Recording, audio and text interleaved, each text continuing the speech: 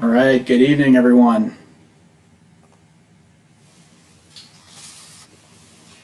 Let's see, how many folks do we have signing on now?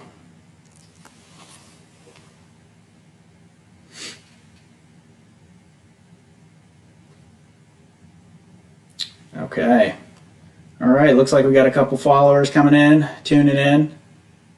Great. Can everybody hear me? Can I get a couple likes or a thumbs up if you all can hear me?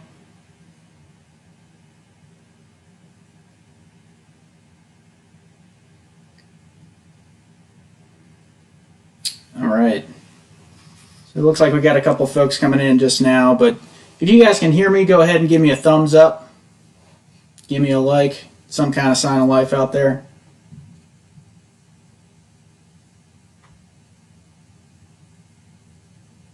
All right, so we've got Elizabeth coming in from Texas.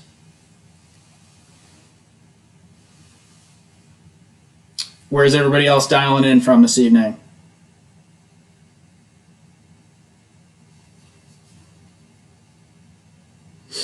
We've got Texas represented. Beat Navy. All right, Rich. I like it. Good stuff. What other states do we have represented today? Anyone from Massachusetts?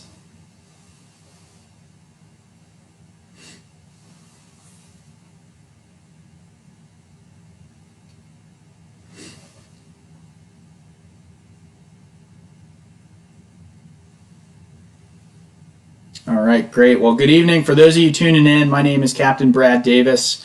We're going to wait a couple minutes before we get started. We want everybody to have an opportunity to tune in before we start talking about some West Point admissions information. So we should have some really good info for everyone tonight, but definitely want to give everybody an opportunity to tune in. So as you're coming into the chat room, feel free to post where you're from, where you're tuning in from. Love to see where everybody's following us from today. So I see we got a couple folks from Texas, Alabama. I see. Where else is everybody coming in from? Let's get your comments on here.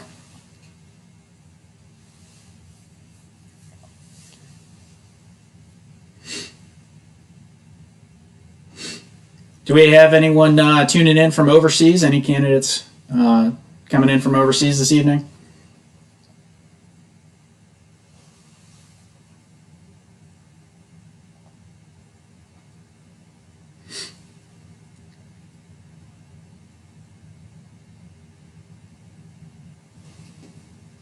All right. Nicholas from Nebraska, welcome. Good to have you. All right, great. Well, we'll go ahead and get started. That way I don't hold you all up, and I'm sure we'll have more folks coming on to the briefing as we continue on. But I do want to give some context to this evening and to this live stream. We at the admissions department are, like everyone else in the U.S. and in the world right now, affected by the coronavirus outbreak, and that our operations are officially shut down as far as travel goes, but as far as processing applications and working through the admissions process, still very much open and conducting business as usual on that front. But due to the lack of travel right now, just out of caution for everyone's safety, we're making an effort to move our broadcast to online. So Facebook Live is just one of the formats that we'll be looking at doing our normal admissions information meetings over the internet as opposed to in-person meetings like we typically do. So this is the first in hopefully what will be a series of information meetings that we'll be hosting online. So welcome. But if you guys don't mind, as you're coming in, go ahead and hit the like button. What that does is that helps notify other candidates that may not be aware that we're doing this event. It will notify them and let them know that we're doing an event right now. So if you don't mind, please go ahead, hit that like button, and help everybody get the word out about what we're doing this evening. But with that, I'll kind of get into everything we'll be covering tonight. Really, I hope that we'll be going for about 45 minutes this evening, and we'll be covering really the West Point experience. We'll be talking about what it's like to be a cadet at West Point and everything that experience encompasses. But we'll also be talking about the application process, and I'll give some overviews, some pointers, as well as kind of a deep dive into what it takes to successfully apply to West Point. But before I get into that, we do have a couple hot topics I want to cover. Just briefly, we've been getting a lot of questions about how coronavirus has impacted the admissions process, so I'll touch on that very briefly. But Probably the most relevant piece of information I'll share in terms of the short term is that all candidate visits and tours to West Point have been canceled until further notice. Again, like I mentioned earlier, that's really just out of an abundance of caution and I think in everyone's best interest, everyone's safety. But if you are looking for more information about how coronavirus is impacting West Point cadets or operations at West Point, there's two websites there that you can reference. The first one, westpoint.edu/coronavirus, is all about West Point and the impacts that coronavirus is having and any changes to visitor access or anything like that. And if you're more curious about how it's impacting admissions specifically, you can go to our website, westpoint.edu/admissions, and there will be updates posted there. So that's where you can get the most up-to-date information about coronavirus as it applies to West Point.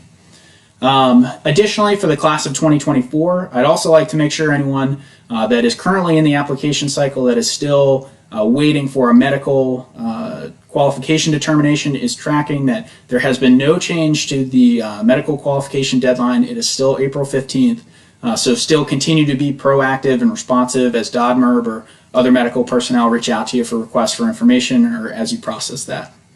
And then the last piece, Summer Leaders Experience, or SLE, is coming up soon for the class of 2025. And so at this point in time, there are no changes to announce, no updates there. So continuing to plan, as if there is no change. And so, like I mentioned, though, if there are any changes or adjustments to that program, westpoint.edu/admissions will be the place that any up-to-date information is published.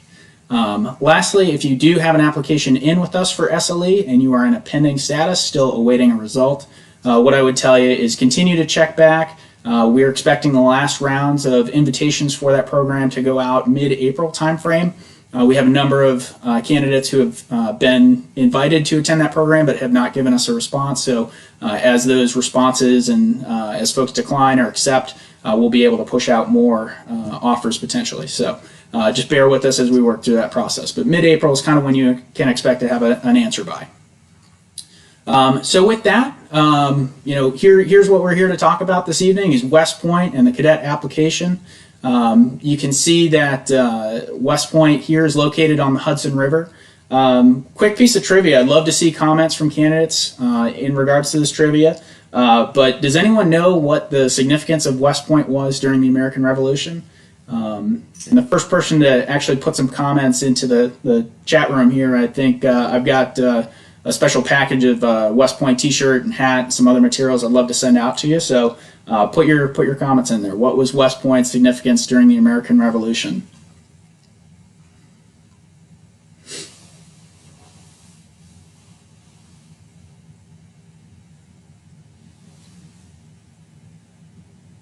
Great. Well, I think we'll continue to charge on, and if anybody's able to post the answer to that, significance of West Point during the American Revolution, post that in the comments. If you're the first person to post it, then I've got a package of some West Point materials I'll be happy to send you. Great. All right. So it looks like Cleo got it here. Cleo says to delay the British Navy from going down the Hudson River. That's exactly it. So the Hudson River, which you can see in the photo here, actually divided the original 13 American colonies.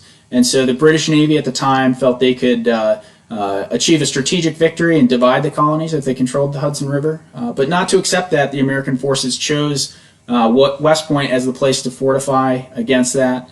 So they actually extended a chain across the river and fortified the riverbank with different batteries of artillery to prevent the British from controlling the river, and ultimately that proved successful. So that is why in 1802 Congress passed into law that the U.S. Military Academy would be located at West Point. So that is in fact the history that our cadets walk around on every single day today. But with that, I'll point out a couple key items on our campus here just to help orient you to campus. But this location here, where you can see my mouse, is central area. That's really the center of cadet life, really the epicenter of cadet activity. Everything from formation to intramural sports will take place there. It's surrounded on all four sides, as you can see, by barracks facilities here. You also have this building with 5 different wings is Washington Hall. That's where all 4,400 cadets will eat their meals together every single day. Some of the academic facilities that you'll see, you have Bartlett Hall located here. This building is home to our chemistry and physics and nuclear engineering departments, and so all of your science classes will take place in that building, but recently renovated, so all state-of-the-art laboratories and facilities there. Additionally, this building to the south is Thayer Hall. This is our largest academic building, but most of your classes during your freshman or plebe year or your sophomore or yearling year will take place in that building there. Adjacent to those, you have Jefferson Hall, which is actually our library. It was constructed in 2008. And if you have an opportunity to join us for a tour, you can go up to the observation deck, and it has a great view of the parade field, which is this grassy area here, as well as most of the Hudson Valley and the surrounding area. So definitely something to check out if you're able to join us on campus. One of the things I'll also talk about today is that every cadet is an athlete, and so you can certainly see that's also reflected in the geography of our campus. You can see all the different athletic facilities located throughout campus are all dedicated not only to intramural sports, but also club sports and Division I sports for our different teams there. But with that, one thing that we'll talk about today as we talk about West Point more is this legacy of leadership that West Point has. And so certainly you can see some of our graduates like MacArthur and Eisenhower are definitely household names, well known in American history, but we have a lot of other graduates who are notable leaders, impactful leaders, whether it's in military or government or civilian sector. I think wherever you look in American society, you'll find successful leaders that have graduated from West Point. And so I think a large part of that is actually due to West Point's mission. West Point's mission is to educate, train, and inspire the Corps cadets so that each graduate is a commissioned leader of character, committed to service to our nation as an officer in the Army after graduating from West Point. So you may ask yourself, how is it that we're able to accomplish this mission? Well, really it's through 4 different pillars of development. The first is academic. That's our first objective, is to educate the Corps of Cadets. We're an institute of higher education, so that's our primary objective here, but we are a service academy. So ultimately, military training and experience is part of being a cadet at West Point and part of every day. So a lot of your military training, the focus happens during the summer, but you will also receive military training and you'll be in that military environment every single day throughout the year.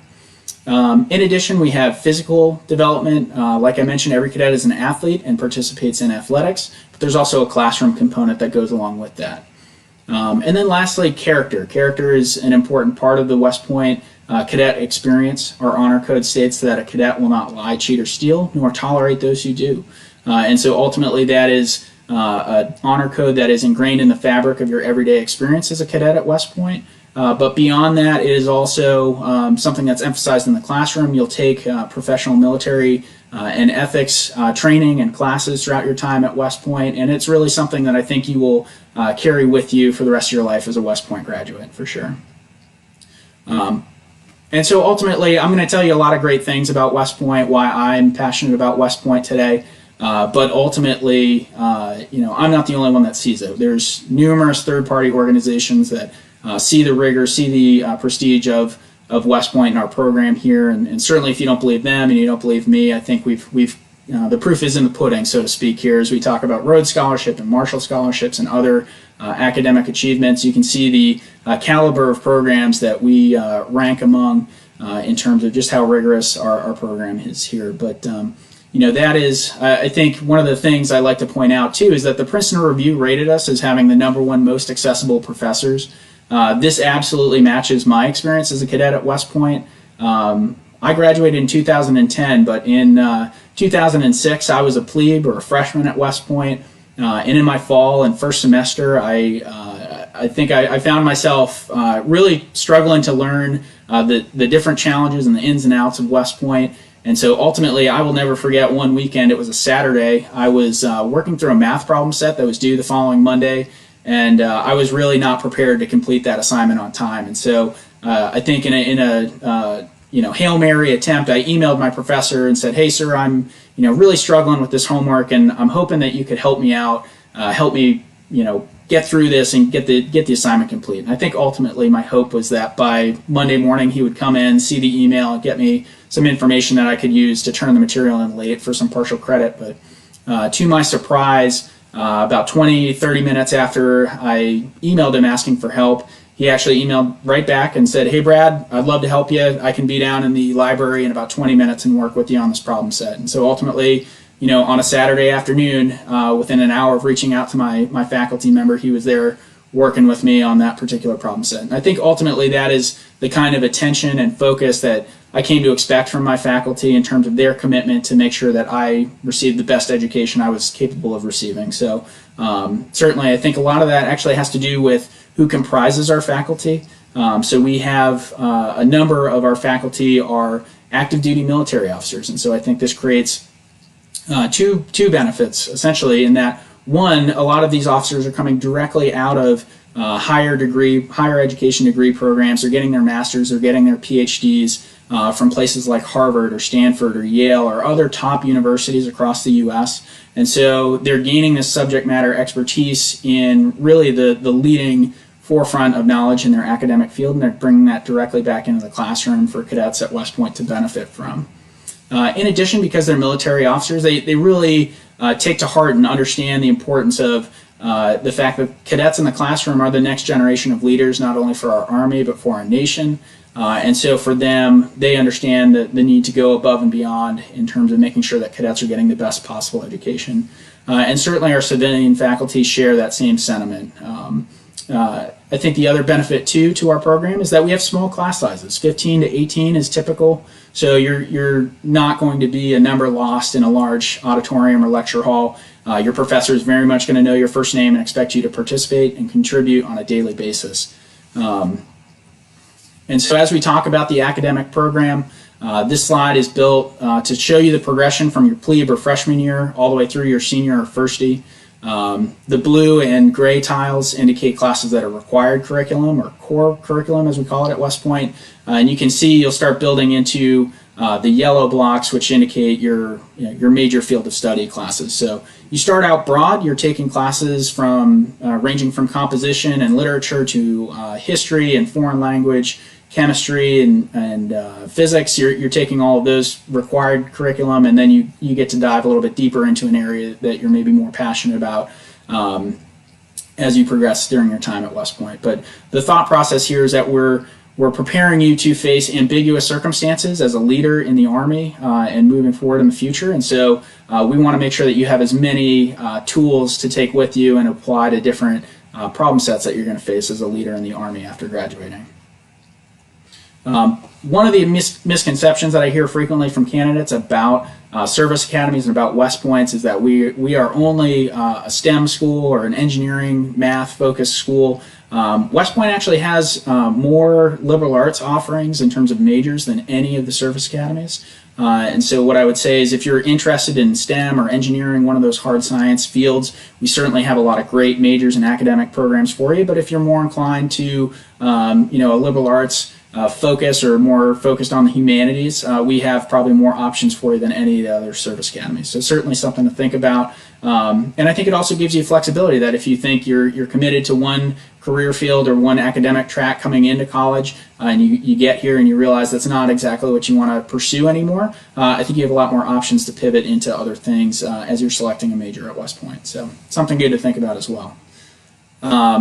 Okay, and so as we talk about military development, like I mentioned, most of the military development is really concentrated during the summers because that's when you have the most time to focus on really in-depth training.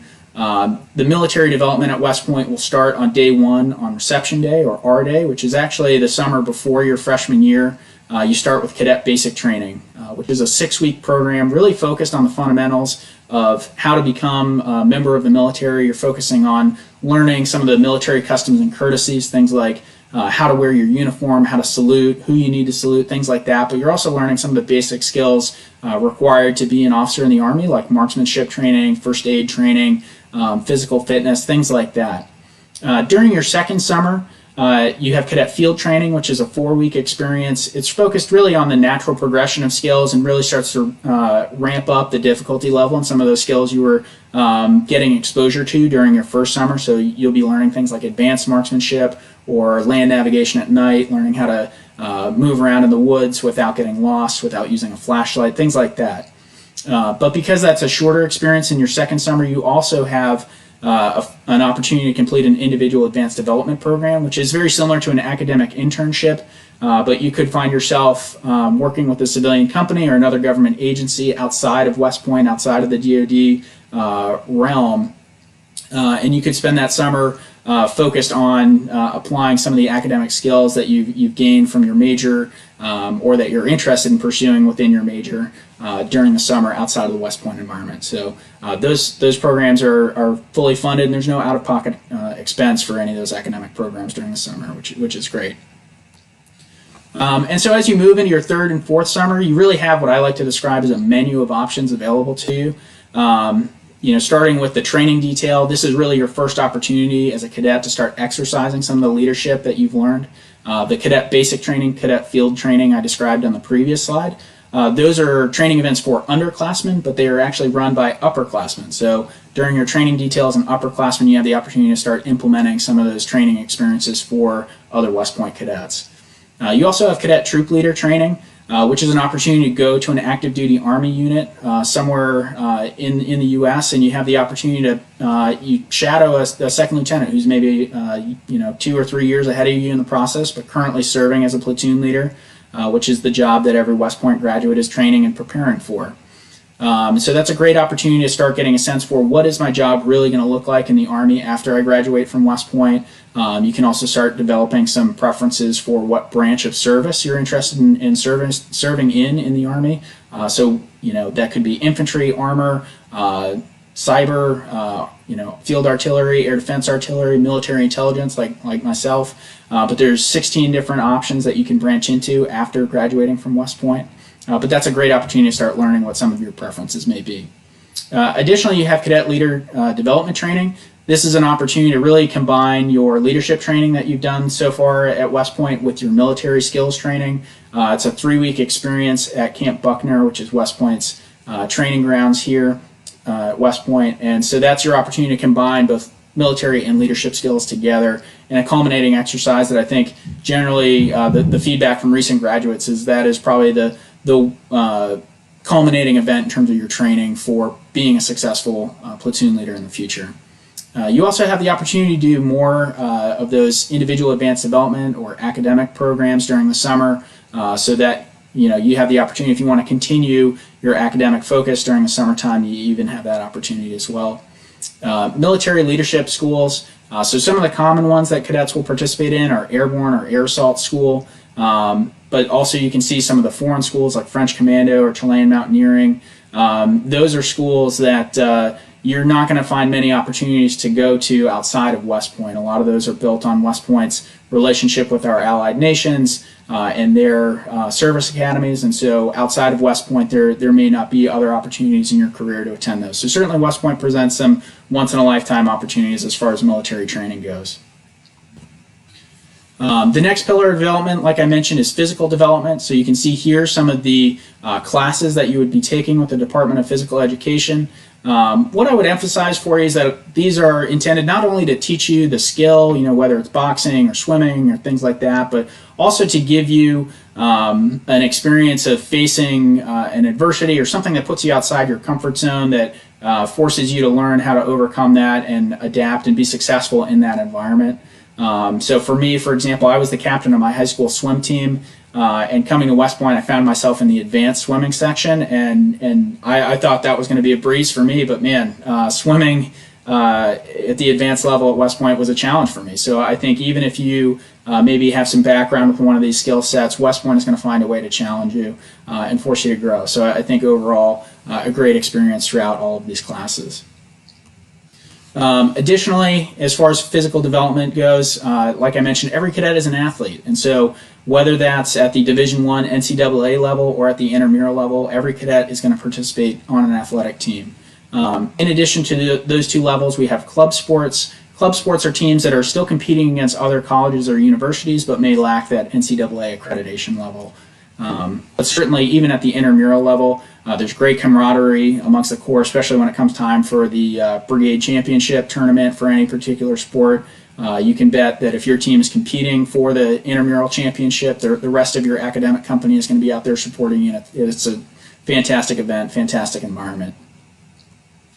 And so one of the questions I typically get is, what is a typical cadet day? What does that look like? Well, What I would tell you is that it's typically starting around 6 a.m., especially your freshman or plebe year. You've got some morning responsibilities that you're going to be doing that, one, just help reinforce the discipline of getting up and preparing for your day, but also just help kind of keep life moving in the barracks. Things like sweeping hallways or taking out trash, delivering laundry, things like that. But 7 a.m. is going to be breakfast formation, so the Corps will form up, sometimes do inspections of haircuts and uniforms, and after that, breakfast. And so breakfast is optional for upperclassmen, kind of a grab-and-go option, but for freshmen or plebes, it is a mandatory sit-down experience, and you'll have a couple upperclassmen that sit with you for breakfast. But following breakfast, there's a morning study period or morning class period, so there's an academic focus where if you're not in an academic class during that time, you're probably going to be in the library or in your room studying. Followed by that morning class period, you have lunch formation. The Corps of Cadets will have lunch, all 4,400 cadets at the same time. And then following lunch, you'll have afternoon class or study period. So again, the focus is either being in the classroom or getting academic work done in the library, in your room, or elsewhere on campus. By mid-afternoon, the Corps of Cadets is transitioning to more of an athletic focus. So if you're on one of those Division I or club sport teams, you're probably going to a practice at your team facility, or if you're on an intramural team, you're probably competing during that afternoon time. And then in the evening, you have dinner. Dinner is typically a little bit more of a casual buffet style, where you can grab dinner in the mess hall with your friends, or you can potentially take it back to your back to your barracks room, depending on what your preferences are. As you move into the evening, you have evening study period. So sometimes I'll have parents or candidates ask me, hey, do upperclassmen get to come interfere with my academic studies during the evening, or what does that look like? And ultimately, evening study period is very protected time. The focus of the Corps of Cadets during the evening time is entirely on getting academic work done and homework done for the next day. So if you're an underclassman, your place of duty is actually in the library, or it could also be in your room. So, but at this point of the day, really the time is kind of at your discretion though. So if you have a heavier academic workload, you can be focused on that. You just need to be in your room by midnight, and you can continue studying after task check at midnight. But if you've got maybe a lighter workload, you can certainly watch a movie or go to bed. It's really kind of up to your own discretion at that point in the day. And so as we talk about this experience, this is typically mom and dad's favorite slide as we talk about tuition and expenses. But for West Point, this program is without expense. There's no tuition or room and board.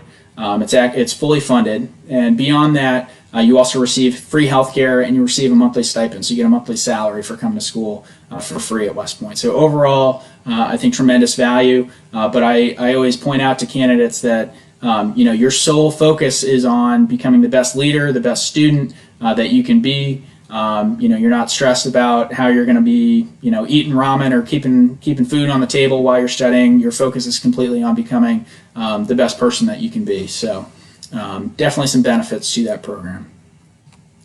Okay, and so at this point, this is kind of a good transition point away from West Point and the cadet experience, and we'll talk about the path to appointment, the application process here in a moment. But I want to take a couple moments to read through any questions or comments about the cadet experience. So if you have any questions about what it's like to be a cadet at West Point, any questions at all about the experience, whether it's academics, military training, life in the barracks, I can field a couple questions now. So post those in the comments, and I can read through if there's any.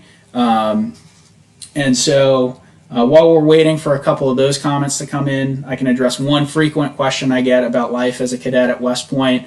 A lot of folks are interested to hear, hey, am I able to leave West Point? Am I stuck at West Point? What do I get to do for time off on the weekends? Ultimately, what I would tell you is that yes, there is some restriction as an underclassman in terms of the number of weekends that you can just take to go wherever you want at your own discretion. But I think what I would tell you is, one, that there's probably endless opportunities to leave West Point and travel fully funded by West Point As a freshman at West Point, I remember just about every weekend I was either traveling for an away football game. I would go travel with the Army football team and go watch their game in another city for the weekend, or I went down to New York City with a different club for a different trip. So there's plenty of opportunities, I think, to get off West Point. But ultimately, when you talk to cadets, I think your school week is so jam-packed with activities and events and things that you're doing that typically by the weekend you're plenty interested in just kind of watching a movie and ordering a pizza in your room, and you're content with that. But okay, so Nicholas is asking, what are the relationships like between plebes and the upperclassmen? So that's a great question. I think ultimately the basis of that relationship comes down to the upperclassmen, particularly in an academic year company, are responsible for leading and developing the underclassmen throughout the experience. But the Corps at large is organized into academic year companies, typically around about 120 cadets per company. And so you'll have a mix of all four classes, so your freshman, sophomore, junior, senior, all of those class years will be in an academic year company.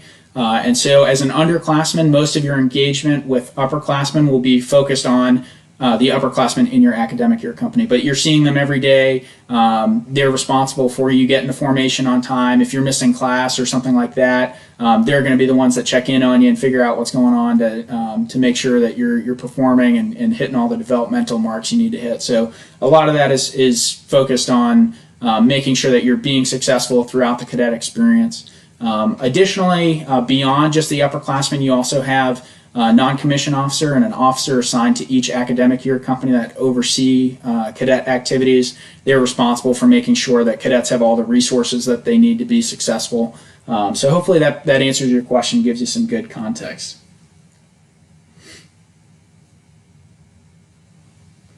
Okay, and so one of the questions I see here is it true that the Army will consider the lowest person at West Point over the highest in ROTC?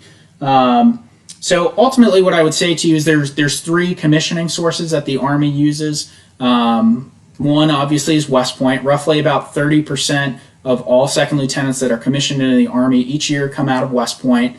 About 10% come from Officer Candidate School, which is a program that takes folks that already have a bachelor's degree, sends them through a training period, focused on teaching them how to be in the Army, how to be leaders, how to be officers, and they'll come in. And then the remaining 60% or so will come from ROTC. But ultimately, all folks coming in and receiving their commission in the Army will come in on an even playing field. Everyone receives a commission as a second lieutenant. So in terms of rank or position, there's no advantage to coming through West Point by ROTC. But hopefully that answers your question, Darius. Okay. So great. So I'll have some more time at the end of the briefing here to cover additional questions, but I do want to continue on and cover some information about the path to appointment and the application process. So as we talk about the application process, really there's three components that I want you to keep in mind here. The first is the candidate application. This is how we review candidates for physical and academic qualification. You can think of this as very similar to any other college's application.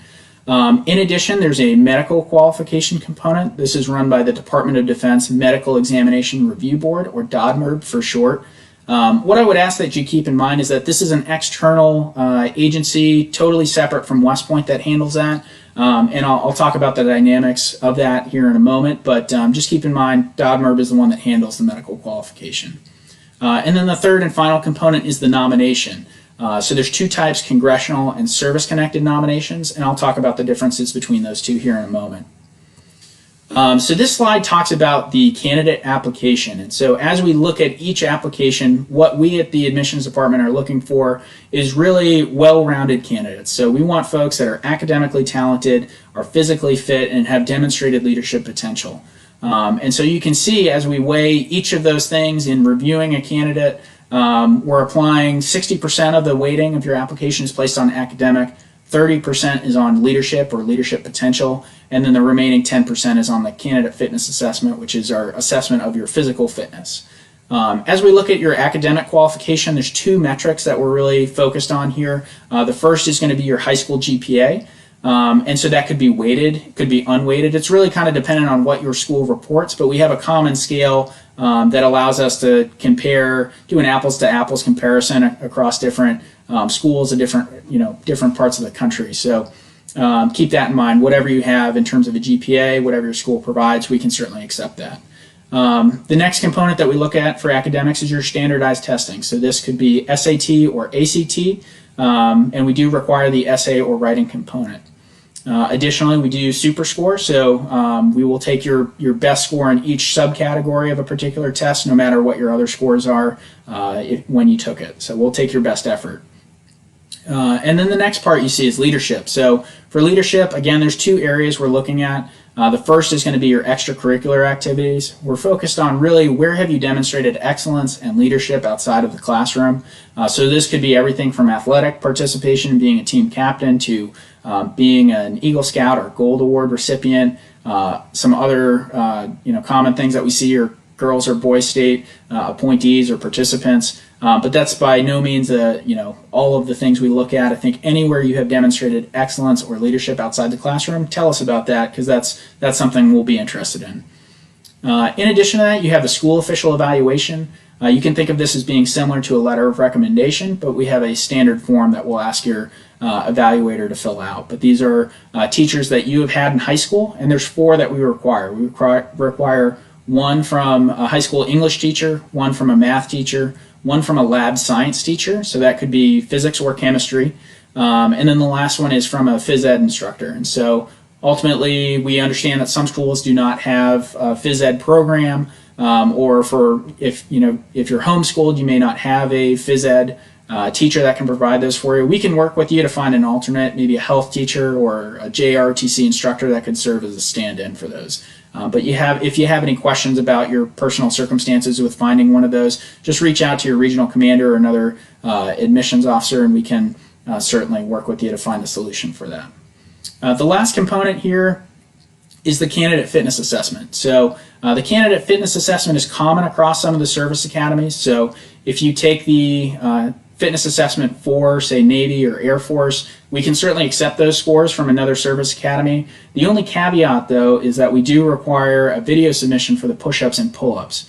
And so even if you took it for another service academy, we will still ask that you submit those videos. So just keep that in mind. One note that I will make on the candidate fitness assessment is that this, even though it is 10% of your application, you should not take this part of the application lightly.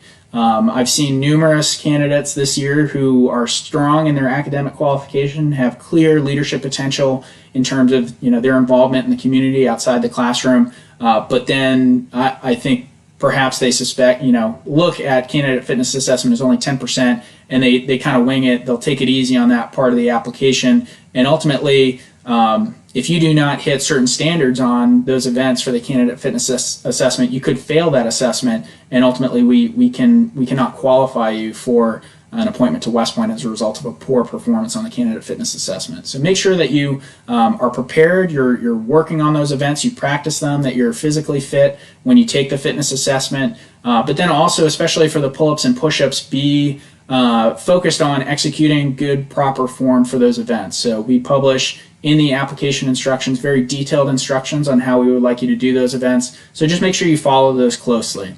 And then the last component of the application is a new addition to the application process this past year, is the interview. This will be conducted with a member of our local field force, who are our volunteers across the country in your local area.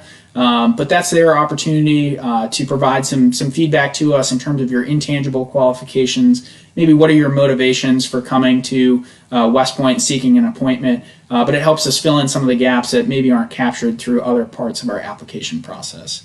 And so as we talk about timelines, though, I think it's important to note that the application deadline is 31 January. And so ultimately, as we talk about other aspects of the application, that date becomes very important. But for now, I'll just ask that you keep in mind 31 January is the deadline.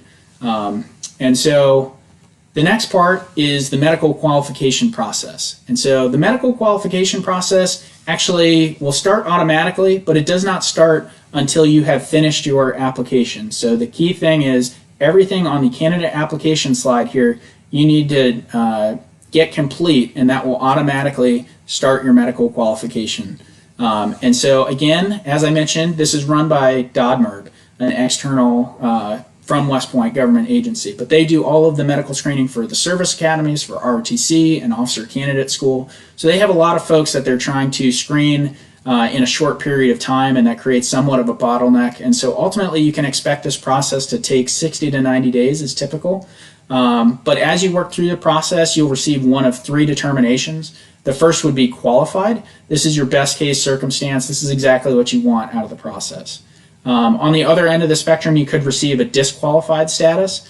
Disqualified does not necessarily mean the end of the road for you in your appointment, though. We do have a waiver process, which allows us to evaluate candidates on a case-by-case basis to still override that disqualified determination and allow them to be qualified and come to West Point.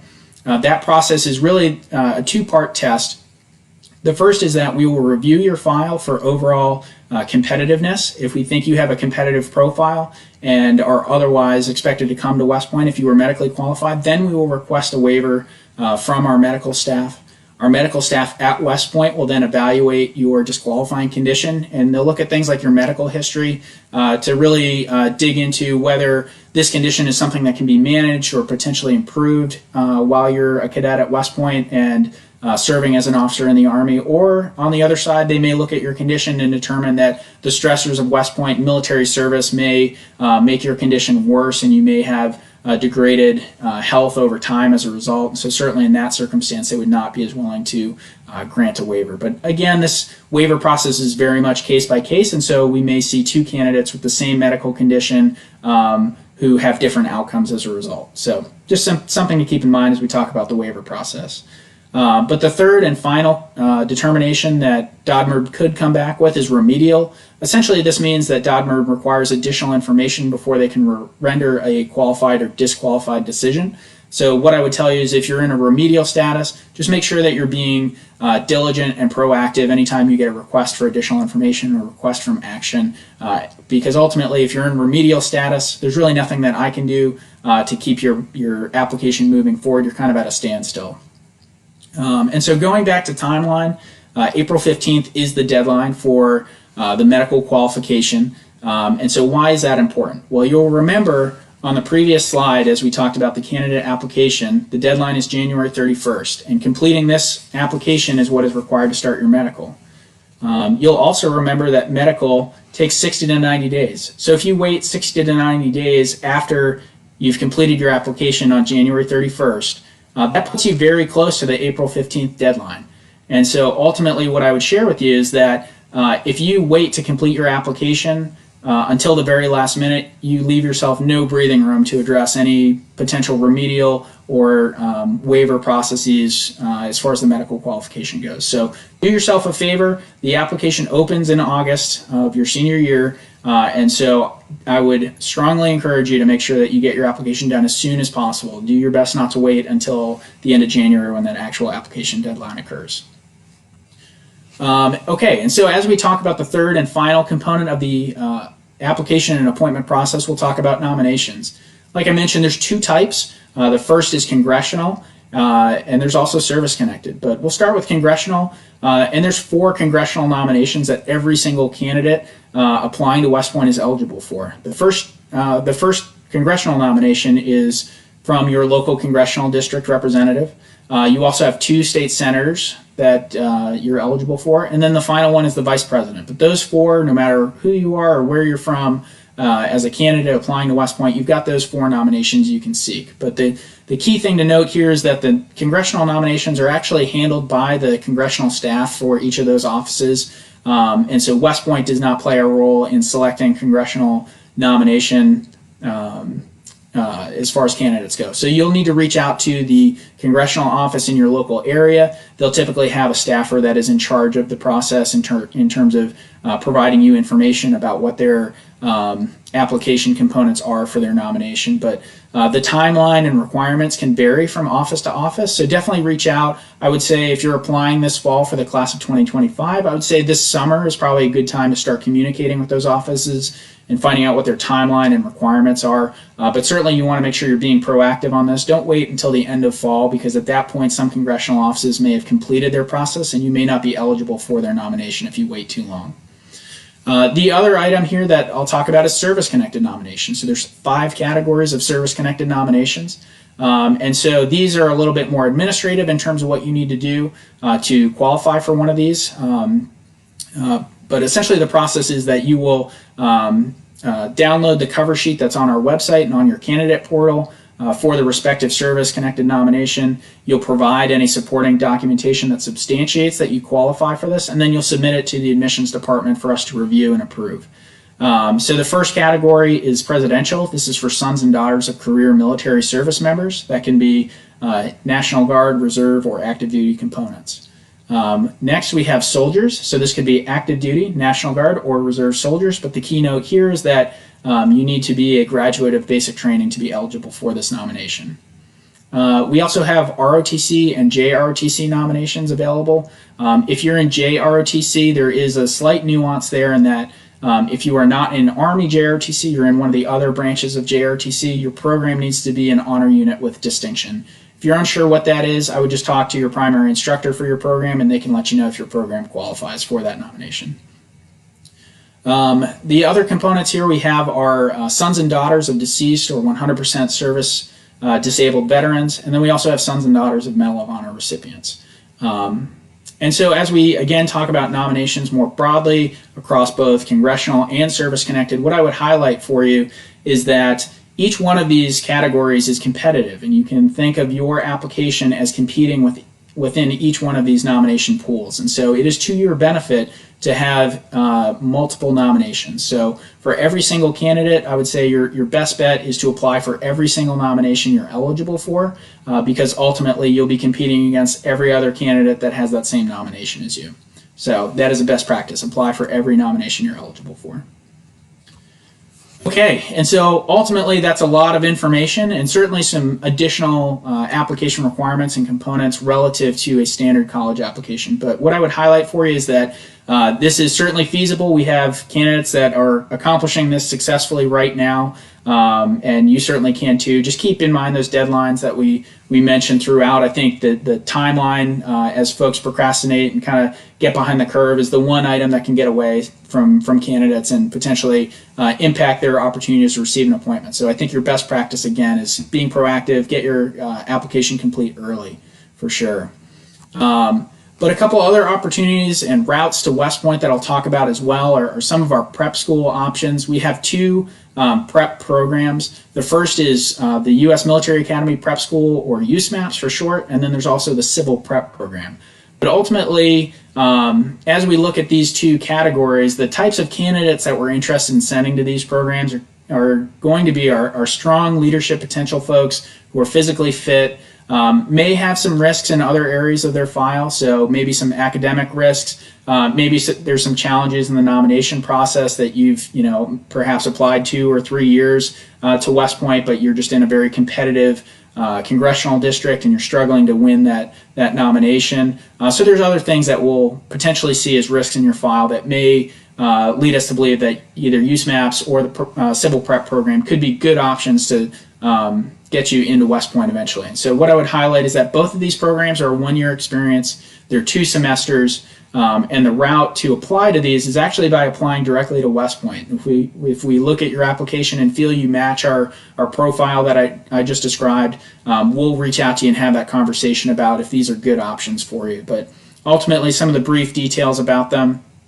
USMAPS is located at West Point. It's on West Point grounds, but it's a slightly removed and separate campus from the rest of the Corps Cadets at West Point. But roughly 240 candidates end up coming to USMAPS every single year. There's no tuition cost, just like being a cadet at West Point. You do also receive a monthly stipend. So it's a pretty great opportunity. You're going to be surrounded by folks who are also working to achieve an appointment to West Point and preparing for coming to West Point the following year. The civil prep program is a smaller program. We typically have about 40 candidates that go into this each year. This is actually a partnership with several select junior military colleges across the country that West Point partners with. Some of the programs are New Mexico Military Institute or Marion Military Institute in Alabama, but there's a number across the country that are eligible for this. There is some cost associated with this program, but the West Point Association of Graduates provides a partial scholarship to offset some of that cost. But ultimately, the end result for both USMAPS and Civil Prep is that you're going to go participate in these programs for a year. You'll reapply to West Point, and the acceptance rate out of these programs is extraordinarily high. It's above 90%. And I would say for the folks that are not coming to West Point out of these programs eventually are typically folks that self-select out. I would say if you come, apply yourself to these programs, do well, pass all your different hurdles throughout these programs, you're going to be coming to West Point the following year. So a great opportunity if you feel like your application may be lacking in a particular area. And so as we talk about other steps that you can take to prepare for West Point, like I mentioned at the beginning of the brief, right now West Point is unfortunately closed to visits, but this is certainly something that you can keep in mind for the future. As the coronavirus changes and circumstances improve, we will be reopening for visits. Again, you can check our website for any updates on when visits reopen, but you can see the contact information at the bottom of the screen there. But ultimately, the key takeaway is if you come for a daily visit, you'll have the opportunity to get a briefing from one of the admissions officers or myself. You'll also get a guided tour of the cadet area and West Point that goes kind of behind the scenes. Some of the things that you wouldn't normally be able to see on a tour will show you. Additionally, as a candidate, you'll be paired up with a cadet and go to class with them in the morning. You'll also be able to have lunch with them in the mess hall in the afternoon. So I think a fantastic opportunity to really peek behind the curtain and get a sense for what the West Point experience is like as a cadet. And then if you're invited to come for an overnight visit after you receive an appointment, or if you receive an overnight visit invitation from the admissions department, your day will continue beyond that. You'll be able to participate in athletics in the afternoon with your host cadet, and you'll be able to stick around for evening study period. So overall, a pretty great experience. You'll also be able to spend the night in the barracks. So I think both will provide you ample opportunity to really get a good sense for what West Point's all about. But I think there's probably no better way to see West Point than coming out for a visit. In addition, we have another program, Summer Leaders Experience. This is a one-week immersion at West Point. This is for rising high school seniors, so it actually takes place between your junior and senior year of high school. But ultimately, the applications will open January to March each year for juniors. So if you are a junior in high school right now, unfortunately this window is now closed, but if you're not yet a junior in high school, you can look at applying in future years. We do require that you've taken a standardized test score at some point prior to applying. That's part of the application process for this program. But ultimately, if you're invited for Summer Leaders Experience, you're going to come to West Point for a week. You'll be living in the barracks. The program is hosted by cadets. Each day you'll be in a different academic workshop, and one of the days you'll be able to go to our training area and see some of the military training that cadets do. You'll also have the opportunity to take a practice candidate fitness assessment. I think that's a fantastic opportunity because if you score well enough that you pass, you can actually keep that on your application. So it's an opportunity to check the block on one of your application requirements when you come out. But if you don't perform well or feel you could perform better, there's certainly an opportunity to take it again in the future. So definitely something to keep your eyes out for, and reach out to your admissions officer if you're interested in coming. As we talk about this year's Summer Leaders Experience, though, I know I've been getting a lot of questions from high school juniors that are very eager to find out if they're going to receive an invitation. They've noted they're in a pending status. So again, if you're in that pending status, we anticipate that we'll have a final decision for you, either invited or declined by mid-April. But again, we've got a number of invitations that have been sent out to candidates across the country, and we're waiting for responses from them back before we can send out our final round of invitations for that program. So continue to be patient. We should hopefully have an answer for you here in a couple weeks. Okay, and so as we talk about the application process and keys to success, I think it's important to keep the timeline in mind here. Being proactive is important, especially when we talk about timeline. Apply for all nominations you're eligible for. I think that's sage advice in applying to West Point and the other service academies. Also keep in mind that you can prepare and train for the events. So if you're looking for things to do, while you're social distancing right now, I think getting in shape is always a good option. But then also too, I think standardized tests like your SAT and ACT are programs that you can study for and improve on, and that's maybe not as intuitive as preparing for the fitness assessment. So get yourself in a prep program, use any downtime that you have now or this summer to make sure that you're studying and preparing for those tests. Lastly, I would say definitely communicate with your field force. So if you're a junior in high school and you have access to your candidate portal, I would go on there and click on the liaisons link. That's going to be a great opportunity for you to connect with someone in your local area who's a representative of West Point admissions that can give you some insight into maybe what some of the challenges they've seen other candidates face in the application process previously. They can also maybe give you some hints on how to correctly engage some of the congressional offices in your area when pursuing nominations. But generally, they're going to be helping you through the application process and are great resources for you. Additionally, we've got the rest of the West Point team here. Myself and Amy Slaughter cover the Far West region, but we have a number of other folks that I'll post a link here in a moment with all of our contact information so that you know how to get a hold of us. But you can see your particular region here and where to find us. And so ultimately, though, the objective for every cadet and I think every candidate applying to West Point is what you see here on this slide is the hat toss at graduation. It's a very happy moment for every single person throwing their hat in the air. But ultimately, what I would say is keep in mind that that is not the end of the journey by any means. This is a photo of my unit that I commanded at Fort Campbell, Kentucky with the 101st Airborne Division. In this photo, this is completing a 2-week training exercise that we did to prepare for a deployment to Afghanistan. And ultimately, every day that we were in the field training for these 2 weeks, it rained. And so you can see on this photo, everybody standing in ankle-deep mud. But I love this photo because as you look across the crowd here, I won't say that everybody is smiling, but there is a good number of folks smiling. I would say the majority of folks are smiling in this photo.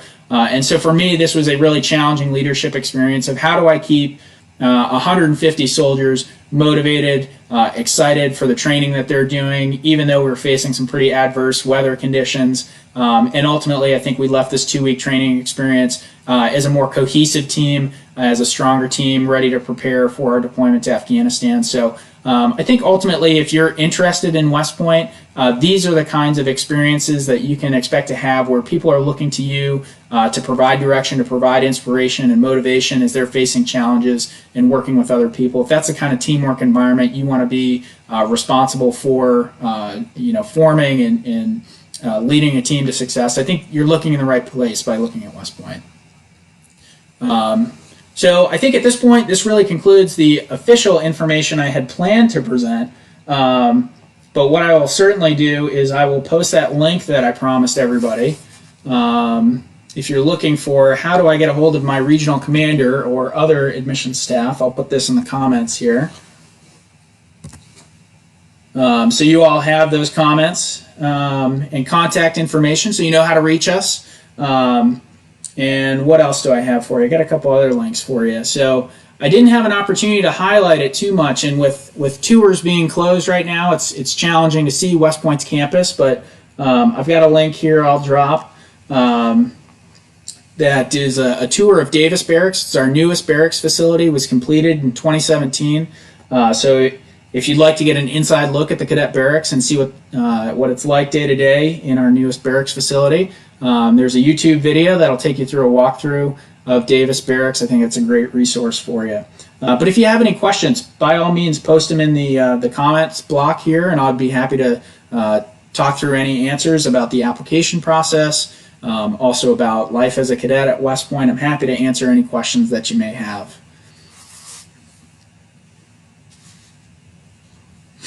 In addition, we got a couple questions ahead of time, so I did write those down, and I'll definitely address those. I had a candidate that messaged us and said, I'm an applicant for the class of 2024, and I received notification that I'm on the national waiting list. When will I find out if I got an appointment to West Point? And so ultimately what I would tell you about the offers going out right now is that Our admissions committee is still operating, even though we have all of these different restrictions placed on us by coronavirus and everything that is going on with that situation. Our admissions committee is still operating just fine, still continuing to meet every single week. We just pushed out a new batch of appointments to candidates this week. So we will continue to process applications, process application decisions. And so what I would tell you is we will actually continue making offers all the way through our day or reception day.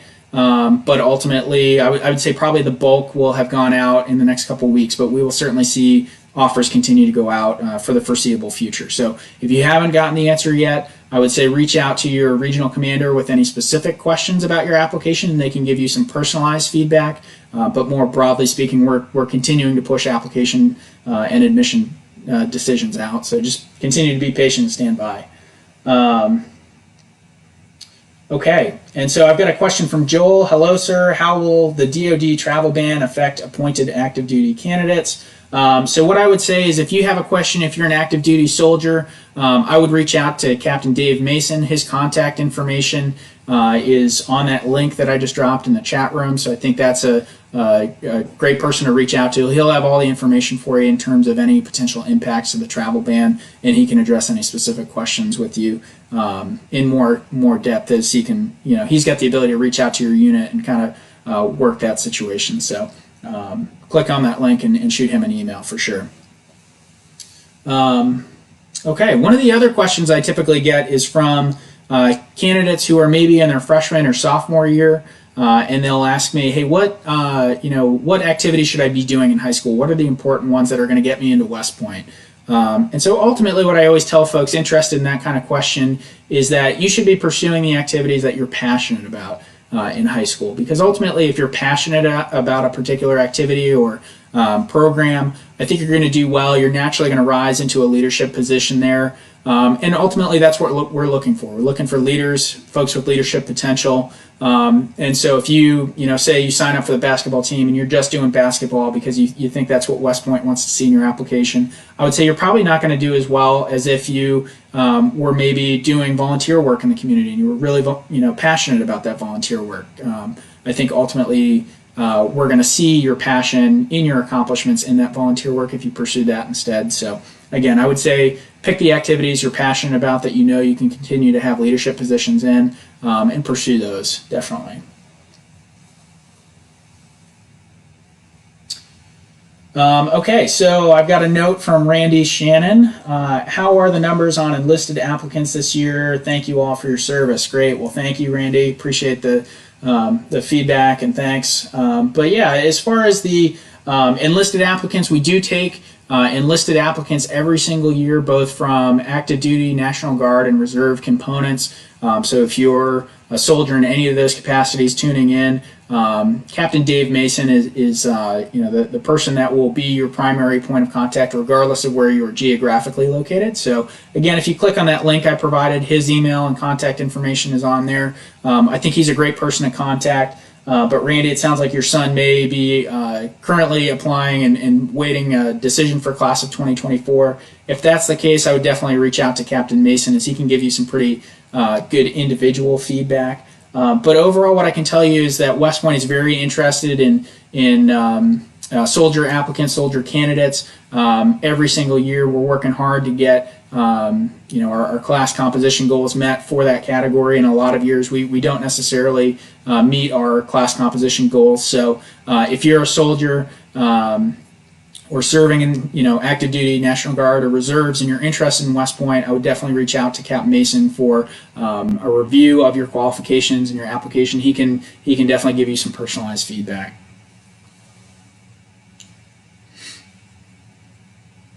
All right, and so we've also got Tola. How many international candidates are accepted this year? So right now, what I would tell you is Captain Steve Gilbert is actually the individual who handles the application process for West Point. And so if you are an international foreign citizen applying to West Point, we bring in a number of those folks every single year, but Captain Steve Gilbert is going to be your point of contact for that. And so he's a great resource, but he's looking at the files right now, and we're working through that process. So continue to stay in contact with him if you're a current applicant for this cycle. If you're looking for future years, then I would definitely shoot him an email, let him know you're interested. He can let you know. But unfortunately, the process is not fully under West Point's control. There is a list published by the State Department each year that dictates which countries we can or cannot sponsor international cadets from. And so if you have any more questions about that, I would definitely contact Captain Gilbert for sure.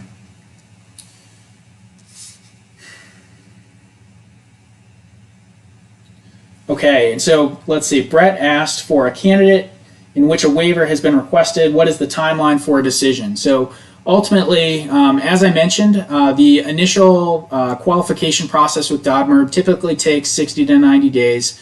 And so at some point in that 60 to 90 days, we may determine that you were disqualified, but that we want to pursue a medical waiver. I would say typically within 60 days is when you'll get a decision on that waiver, but it could be longer or shorter depending on the nature of that disqualifying medical condition and how much time our medical staff needs to put into reviewing that. What I can tell you right now is that the deadline for medical qualification remains April 15th, and we are doing everything we can to kind of make sure we're meeting that deadline. But there are different circumstances that we're working through for each individual candidate. So if you have specific questions about your waiver, definitely reach out to your regional commander or admissions point of contact, and we can get you some individual feedback. We have the ability to reach out and ask the medical staff about your file specifically. So if you do have questions about a particular waiver that you're working through, definitely reach out to us and let us know, and we can get you some feedback. Okay, and so one of the other questions that I typically will see is that I received a presidential nomination. Does this guarantee me an appointment to West Point? And so ultimately what I would tell you is no. Unfortunately, it does not. So as I mentioned, there's 3 components to an appointment to West Point. The first is your application. There's also the second component, medical qualification, and nomination is the third component. But it is one of 3 components. So you still have to be physically and academically qualified, medically qualified, and then even if you do receive that nomination, you're competing against other candidates who have that same nomination. So ultimately, receiving one nomination is not a guarantee that you'll be coming to West Point or receiving an appointment. That's why, as I mentioned, definitely a best practice is applying for every nomination that you're eligible for. But great question that I receive frequently.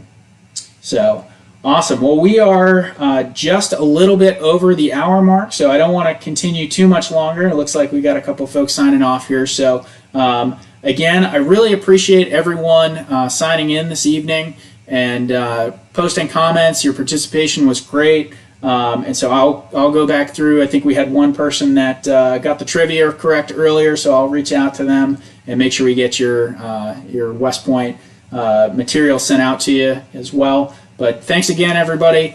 Stay safe out there. And again, if you have any further questions or anything comes to you in the near future, don't hesitate to reach out to us. I did post all of our admission staff contact information and the links there, so definitely take a look at that. But thanks all. Appreciate your time this evening. Have a wonderful rest of your weekend and stay safe. Thanks.